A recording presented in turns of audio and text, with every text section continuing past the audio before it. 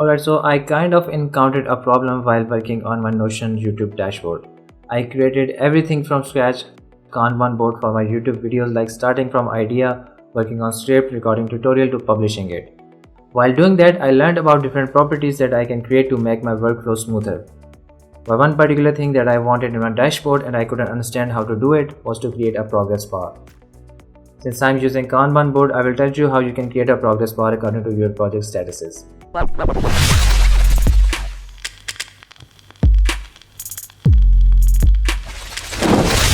Hey everyone, this is Sherry and today we will be talking about Notion and creating progress bar for your projects in Notion. Now the dashboard that I am using is actually only for YouTube projects, but you can use it for any other social media platform as well. I will leave the link in the description down below.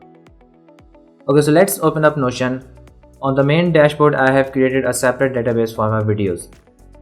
Let me open up a task and in here I will create the formula for the progress. Let me just change it to table view.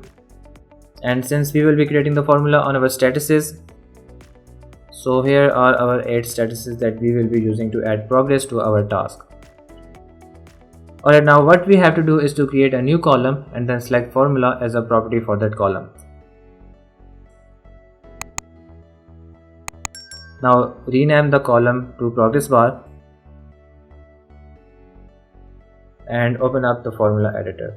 Okay, so we have to create a formula in which we will give percentages to every status that we have on our Kanban board, starting from videos idea to published. So our first status is idea and I will add a value of 10 to that status and so on. So when we move our task into next status, the progress bar will automatically change according to that value. Let's open up formula editor. First we will add the clause if and then add a new property. Once we add the property, it will ask us to select the property. In our case, we will select status. Now that status is selected, we have to mention which status are we talking about.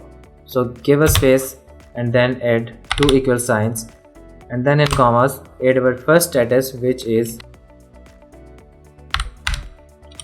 idea, and then add another comma, give space and add the value that we are giving to that status. I will add a value of 10 to the idea status. Okay, now remember the bracket that we added after the if clause is still open and we will be adding more for every status, and at the end we will have to close all of them for the formula to work. You will understand what I'm saying in the next phase.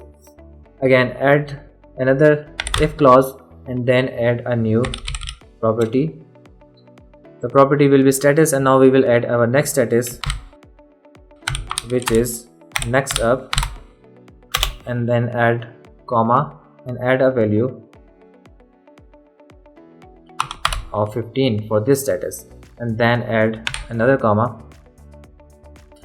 So what we are going to do is to replicate the same formula for all of the properties, only the value is gonna change in each line. Once we are done with all of the values, now let's close the formula.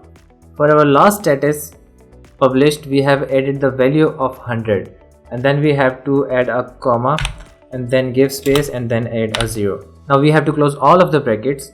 We have 8 values, that means we will be closing with 8 brackets. Add those brackets and hit done. Now you can see the progress column. Now if we click on the progress column, we can actually edit that property. Click on edit and in here under show as, we can change the progress bar type to only number, bar or ring, and the color of the bar can also be changed as well.